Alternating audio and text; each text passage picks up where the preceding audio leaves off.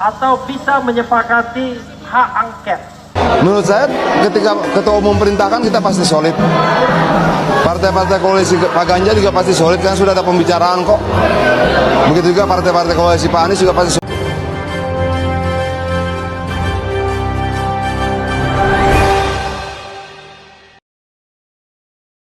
Assalamualaikum warahmatullahi wabarakatuh. Dilansir dari glora.co, bersatunya kubu 01 dan 03 bukan sekedar omon-omon jika dan Megawati segera bertemu. Jadi politikus PDIP Perjuangan Deddy Yefri Sitorus mengaku mendengar kabar terkait rencana pertemuan antara Ketua Umum PDIP yaitu Megawati dengan mantan Wakil Presiden Yusuf Kala dalam waktu dekat. Dia mengatakan Megawati maupun Yusuf Kala dalam pertemuan itu kemungkinan akan membahas mengenai permasalahan yang tengah dihadapi bangsa Indonesia. Nah, hak angket ini yang kita ketahui inisiatornya adalah PDIP. Kira-kira dengan pertemuan Yusuf Kala dengan Megawati, apakah hak angket ini segera digulirkan?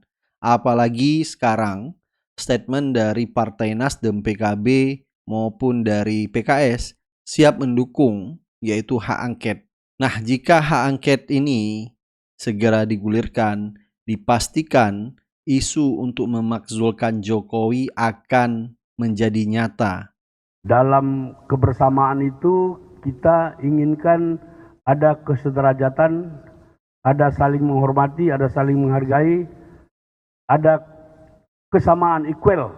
Itu yang kami inginkan. Kalau nanti kami bersama-sama PDIP dan mungkin juga P3, kalau sama-sama menggulirkan hak angket. Mengapa angket kita dukung? Kita inginkan kebenaran.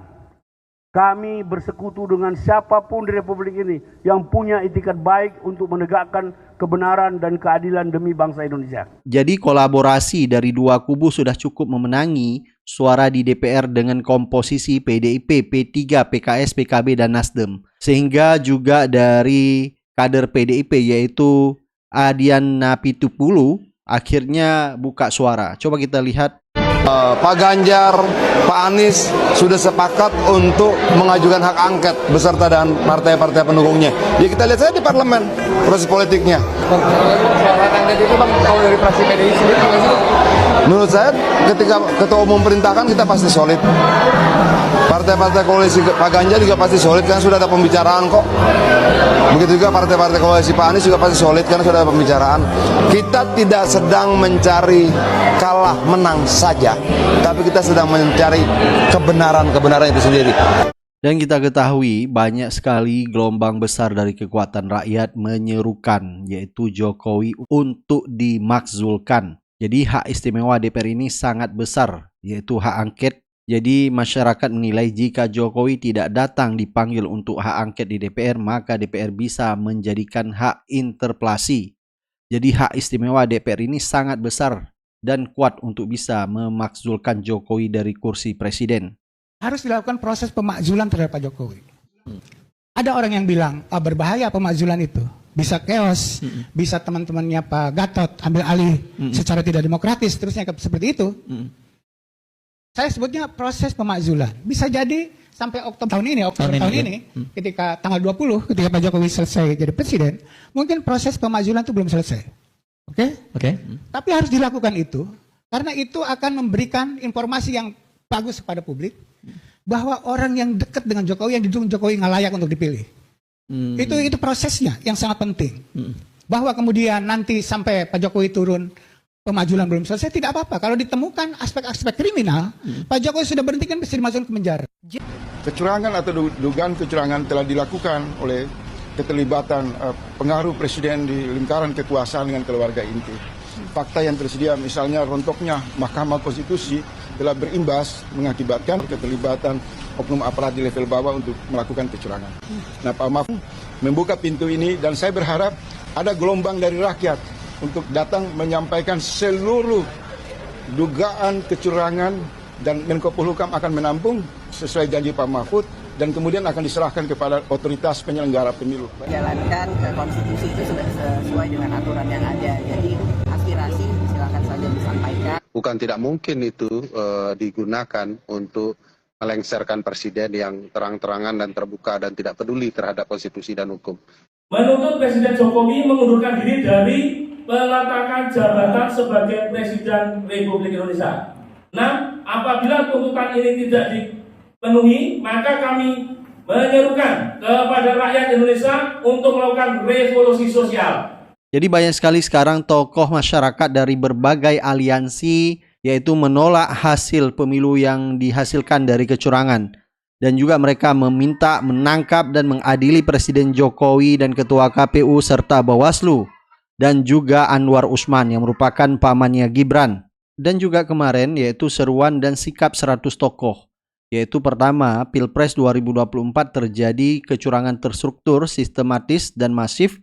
2. Menolak hasil Pilpres 2024. 3. Beri sanksi hukum dan etik kepada pelanggar. 4. Mendukung DPR melakukan hak angket. 5. Menolak penyelesaian kecurangan Pilpres melalui MK. Jadi masyarakat sekarang sudah tidak percaya lagi dengan Mahkamah Konstitusi yang kita tahu sudah melahirkan yaitu Gibran sebagai anak haram konstitusi, sehingga masyarakat sudah antipati terhadap Mahkamah Konstitusi. 100 tokoh masyarakat menolak penyelesaian kecurangan Pilpres melalui MK. Ya, kita tahu kualitas MK seperti apa. Jadi salah satu solusi terbaik adalah melalui hak angket, yaitu membongkar kecurangan pemilu sekaligus memakzulkan Jokowi. Jadi percuma saja kalau Jokowi tidak dimakzulkan, maka jika pemilu diulang maka sama saja. Baik, coba kita lihat ya orasi Refli Harun di depan gedung KPU. Dengan timnas Anies, maka sekarang ini sedang dilakukan persiapan untuk mempersoalkan masalah ini. Satu, mudah-mudahan nanti Dewan Perwakilan Rakyat bisa menggelar atau bisa menyepakati hak angket. Amin. Hak angket itu adalah hak untuk menyelidiki ya adanya dugaan pelanggaran hukum terhadap proses berpemilu. Dan itu adalah hak konstitusional yang diatur di dalam undang-undang tentang MPR, DPR, DPD, dan DPRD. Jadi tidak ada jalan yang inkonstitusional yang kita lakukan, termasuk menyampaikan aspirasi ini. Semuanya konstitusional. Oke. Yang kedua adalah kita berusaha dan kemudian sudah menyampaikan aspirasi agar KPU membuka diri terhadap kemungkinan adanya kecurangan-kecurangan dalam sistem IT-nya. Ya, sistem IT yang bekerja dengan algoritma tertentu yang memenangkan pasangan calon tertentu pula. Karena itu algoritma itu harus dibuka. Kita harus melakukan pengecekan audit forensik terhadap sistem IT KPU. Itu yang kedua. Yang ketiga, Timnas juga sedang mempertimbangkan untuk mengajukan perkara ini ke Bawaslu, Badan Pengawas Pemilu, di mana kita berasumsi bahwa telah terjadi pelanggaran administratif yang terstruktur, sistematis, dan masif.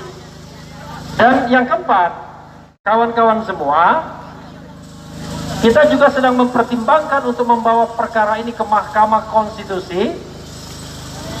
Tapi saya tes sama dengan saya, nggak percaya juga. Tapi persoalannya, kita tidak memiliki pilihan-pilihan yang banyak, ya. Pilihan yang bisa dilakukan adalah salah empatnya yang seperti yang saya katakan tadi adalah ke Mahkamah Konstitusi. Kita akan buktikan insya Allah bahwa kecurangan yang terjadi adalah kecurangan yang bersifat terstruktur, sistematis, dan masif. Kalau itu bisa kita buktikan, insya Allah paslon yang curang akan didiskualifikasi. Sekali lagi, diskualifikasi. Jadi kalau terbukti nanti paslon 02 melakukan kecurangan, maka paslon 02 akan didiskualifikasikan dalam pemilu 2024. Otomatis yang menjadi pemenang yaitu 01. Baik, silakan Anda beri pendapat dan komentar Anda. Kita akan ketemu di video selanjutnya. Assalamualaikum warahmatullahi wabarakatuh.